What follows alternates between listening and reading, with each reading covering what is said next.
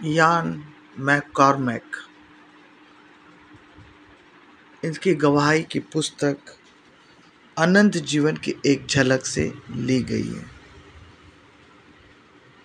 Ivan मैककॉर्मेक का जन्म New Zealand देश के ऑकलैंड शहर में हुआ था।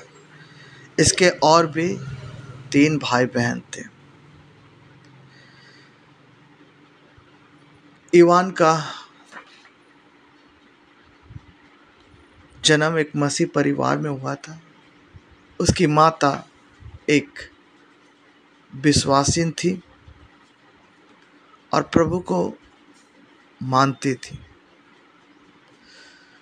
चूंकि यान भी एक मसीह होने के नाते चर्च गया, संडे स्कूले गए, कन्फर्मेशन भी लिया, परंतु प्रभु से उसका कोई भी नाता नहीं था। उसकी सोच में ये नहीं था कि कोई परमेश्वर है जिससे उसकी माता बहुत प्रेम करती है और उस पर विश्वास करती है। इवान जब 24 साल का हुआ तब उसने अपने धर्म का त्याग कर दिया। चूंकि पेरेंट्स होने के नाते उसके माता पिता ने उस पर कोई दबाव नहीं दिया, वरन उसके लिए निरंतर प्रार्थना करते रहे। न्यूजीलैंड में वहाँ के जवानों में एक बात बहुत प्रचलित है। जब वे जवान होते हैं तो वे लोग विश्व के भ्रमण के लिए जाते हैं। यान भी अपने 24वें साल में विश्व भ्रमण के लिए अपने घर से निकला। उसने जो भी काम किया था उसके एक बड़ी राशि जमा कर वह विश्व भ्रमण के लिए निकला। वह तमाम जगहों में घूमा, भारत, थाईलैंड, श्रीलंका। पर जिस घटना ने उसके जीवन को बदला वो मॉरिशस के द्वीप पर था। वहाँ पर वह स्कूबा डाइविंग के लिए वहाँ गया हुआ था। स्कूबा डाइविंग वह होता है जिसमें समुद्र के अंदर के संसार को करीब से देखा जाता है। तो वह अपने कुछ मित्रों के साथ आधी रात को स्कूबा डाइविंग के लिए गया। ये मौसम कुछ अच्छा नहीं था, जिसे आप कह सकते हैं कि एक समुद्री तूफान का अंदेशा था। परंतु उसके दोस्तों ने कहा, डरने वालों के लिए हर बात तूफान की ही होती है, परंतु जो निडर होते हैं उसके लिए तूफान भी शरण स्थान होते हैं। ऐसी बातें कहकर उन्हें वो अपने साथ लिए गए और स्कूबा डाइविंग के लिए वो भी पानी में नीचे उतरा। वह अभी अंदर के जानवरों को, मछलियों को और उस संसार को देख ही रहा था। तभी उसके पैरों में करंट सा झटका लगा। वो समझ नहीं पाया कि क्या हुआ, परंतु उसके पैरों में जलन हो रही थी।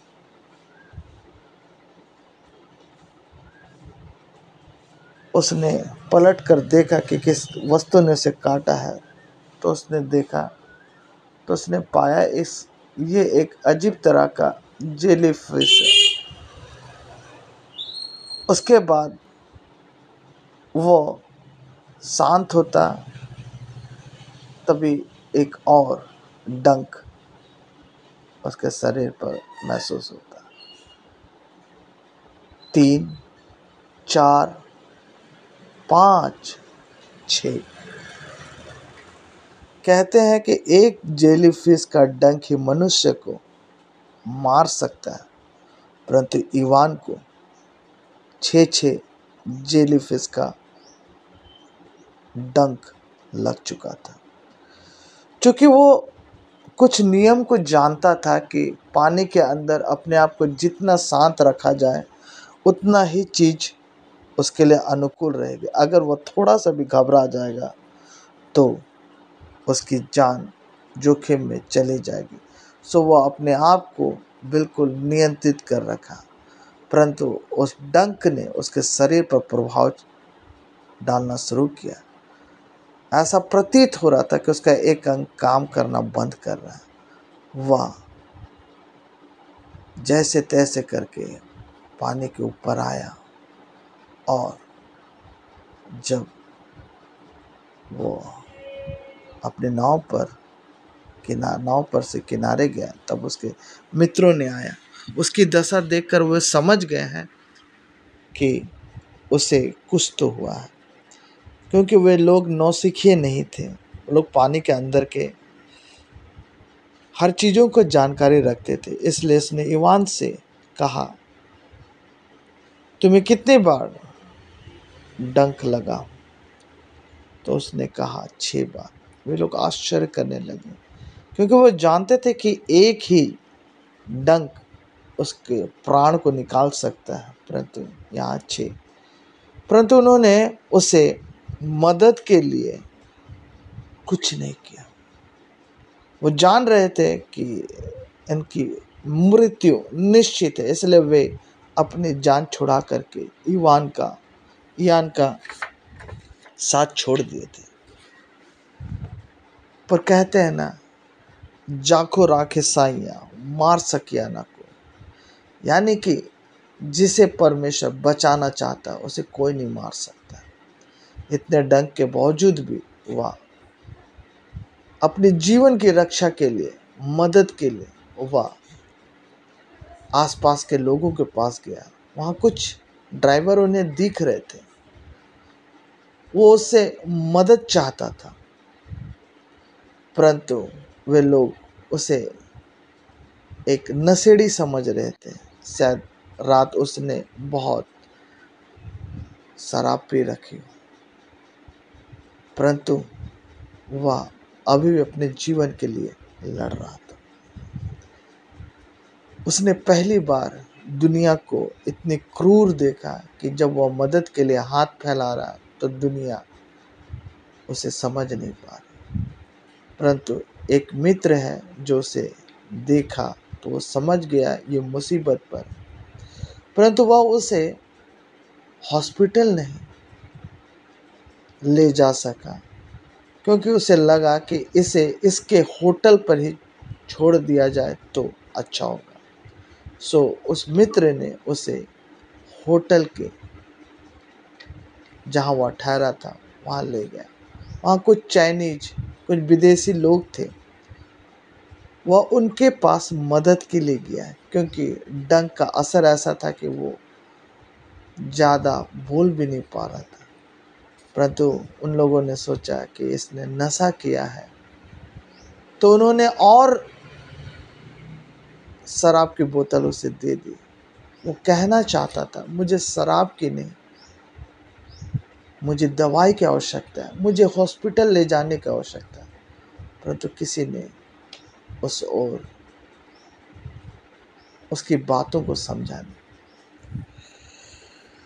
इवान समझ चुका था कि शायद वो अब मर जाएगा। धीरे धीरे करके उसका सारा शरीर अपंग होता चला गया। पैर, हाथ सब काम करना बंद कर दिया था। परंतु उसी मित्र ने जो उसे होटल लेके गया, उसने समझा कि इसे यहाँ रखना भी उचित नहीं। सो उसने एक बहुत पुराने हॉस्पिटल जो वर्ल्ड वार 2 के समय ब्रिटिश ने वहाँ बनाए थे, वहाँ लेके गया। वो अस्पताल कम, शौचालय ज़्यादा लग रहा था, परंतु मरता क्या ना करता, उसे वहाँ पहुँचाया गया। वहाँ 2 भारतीय डॉक्टर थे। उसमें से एक डॉक्टर ने जब वो इयान की हालत देखी, उसने उसकी आंखों को देखा तो उसने समझा कि यह आदमी अपने जीवन के लिए लड़ रहा है। उसकी आंखें ही अब उसका सहारा थी। वह अपनी आंखों से अपने लिए अपने मददगार को देख रहा था। उसे खुशी हो रही थी कि उसकी शरीर की भाषा किसी ने तो समझी, परंतु दिक्कत ये थी कि डंक की वजह से जो दवा दी जाती है, जो विष को काटने के लिए, उसके लिए उसके शरीर पर नस नहीं थी। नर्स बहुत आश्चर्यचकित कर रही थी कि इसे कैसे बचाया जाए, परंतु जैसे तैसे करके उसे वो डोज दिया गया और यही उम्मीद की जा रही थी कि शायद इससे हालत सुधरे, परंतु वो और भी अधिक गंभीर होती चली गई। यान अपनी मौत को समीप से देख रहा था। वह अपने जीवन के हर उस पल को, छोटे से अब तक जीवन के हर घटना को अपनी आंखों के सामने चलचित्र के समान, फिल्म के समान देख रहा था। कहते हैं मरता हुआ व्यक्ति अपने जीवन में ऐसी घटनाओं से रूबरू होता है जब वो अपने जीवन को अपनी आंखों में तैरता हुआ देखता है। वह अपनी आंखें बंद करता है और वो पाता है वो अंधेरी सुरंग पर जा रहा है। उसे महसूस हो रहा है कि वह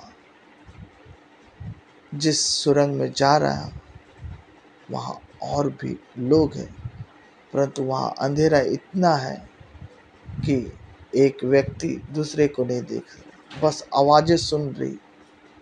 सीधे चलते जाओ। यान वहाँ नहीं जाना चाहता था, परंतु उसे मजबूरी में चलना पड़ा। अभी वो रास्ते पर ही था, तभी एक रोशनी ने उसे घेर लिया और वह अंधेरे से निकलकर रोशनी में चलने लगा। जब वह रोशनी के सुरंग में चलने लगा, वह उसके छोर तक, अंतिम छोर तक चला जा रहा है। जब वह अंतिम छोर पे पहुंचा तब उसे एक रोशनी का केंद्र दिखाई पड़ रहा और उसमें वह किसी व्यक्ति को देख रहा है। वह नहीं जानता वह कौन है, परंतु जब वह उस रोशनी के समीप पहुंचा और उसने इयान से बातें की। इयान बहुत आश्चर्यचकित था कि यह व्यक्ति जिसे मैं पहली बार मिल रहा हूँ वह कैसे मेरा नाम जानता है। उसने अपना परिचय बताया, मैं यीशु हूँ। उसे अपनी माँ की बात याद आई, जिस यीशु से वो प्रार्थना करती है, आज वह उससे बातें कर रहा है। वह अपने आप में बहुत हीन भाव को महसूस करता है, लज्जा को महसूस करता है और वो सोचता है कि मैं इस जगह के लायक नहीं, क्योंकि यह जगह जो आनंद से और शांति से, जिसे हम स्वर्ग कहते हैं, वहाँ है, उसके लायक नहीं हूँ। मुझे वहीं रहना चाहिए जहाँ अंधेरा है और जहाँ घुटन है। परंतु उस यीशु ने कहा, यान मैं चाहता हूँ कि तुम अपना जीवन मुझे दे दो, ताकि मैं तुम्हारे जीवन से अपनी महिमा प्रकट करूं। उसने कहा, प्रभु मैं पापी, मैंने अब तक ऐसे कोई काम नहीं किए जो तुझे कबूल हो, मुझे पता है, परंतु अब मैं चाहता हूं कि तुम अपना जीवन मुझे दे दो। तब उसने कहा कि हाँ प्रभु, मैं अपना जीवन तुझे देता हूं। और उसके बाद कहा, क्या तुम यहाँ रहना चाहते हो? तो हाँ प्रभु, मैं उस संसार में नहीं जाना चाहता जहाँ मदद के नाम पर कोई नहीं, अपना कोई नहीं, मुझसे कोई प्रेम नहीं करता। तब यीशु ने कहा, अपनी आंखों को बंद करो।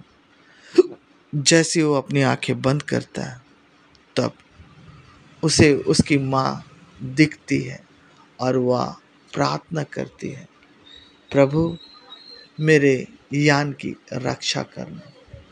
वह बहुत रोता है कि पृथ्वी पर कोई है जो उसे बेपनाह मोहब्बत करता है। वह फिर प्रभु से कहता, प्रभु मैं पृथ्वी पर अब सिर्फ अपनी माँ के लिए जाना चाहता हूँ। प्रभु उसे कहता है, तुम्हें अवश्य जाना चाहिए। और प्रभु ने उसे प्रभु की प्रार्थना सिखाई, क्योंकि वह कोई भी प्रार्थना नहीं जानता था। उसने कहा, प्रभु मैं प्रार्थना करना नहीं जानता।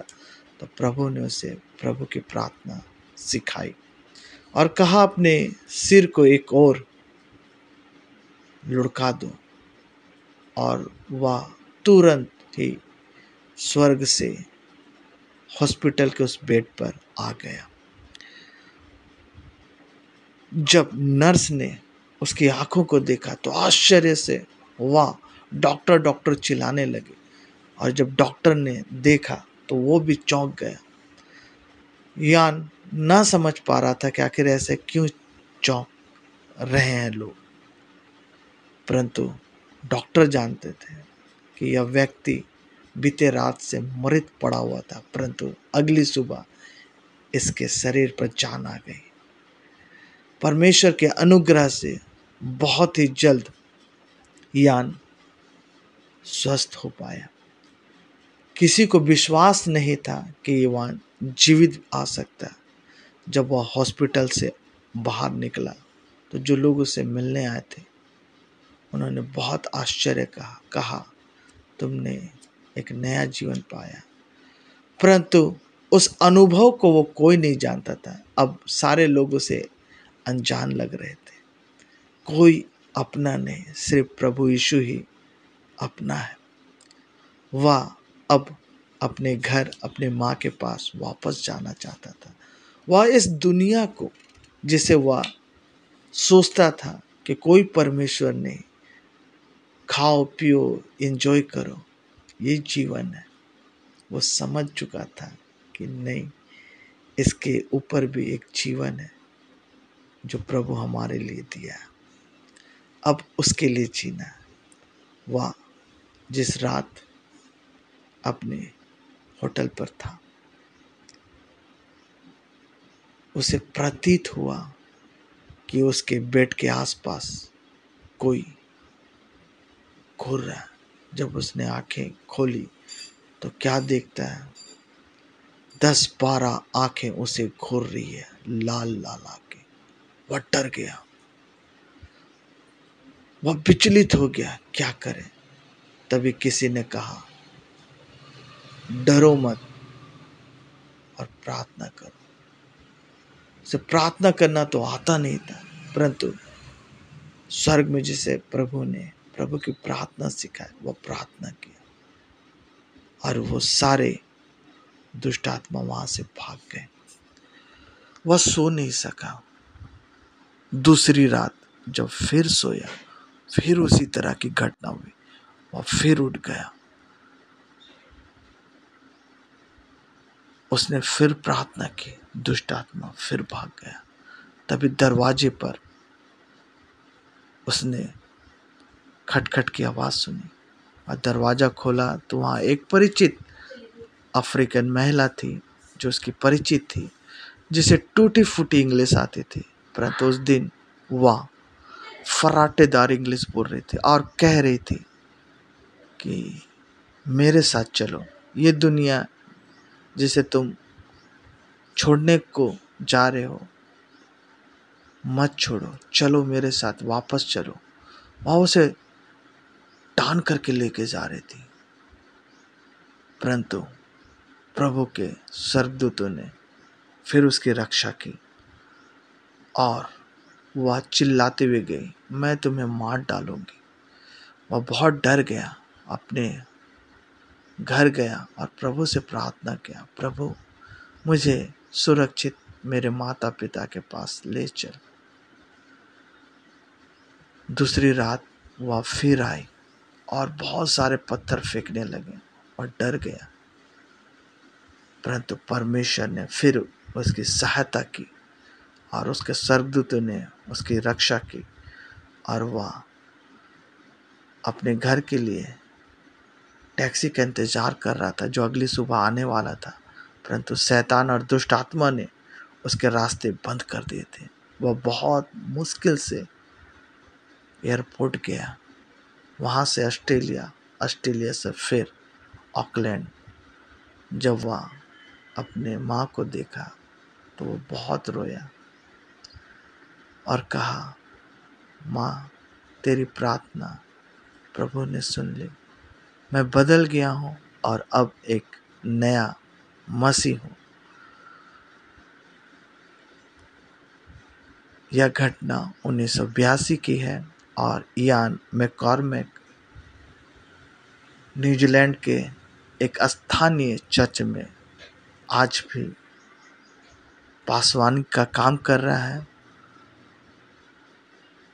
उसकी पत्नी और वो 24 देशों में परमेश्वर की महिमा और अपनी गवाही को दे चुका है। प्रभु आपको भी इस गवाही से बहुत तायत के आशीष दे। Praise the Lord.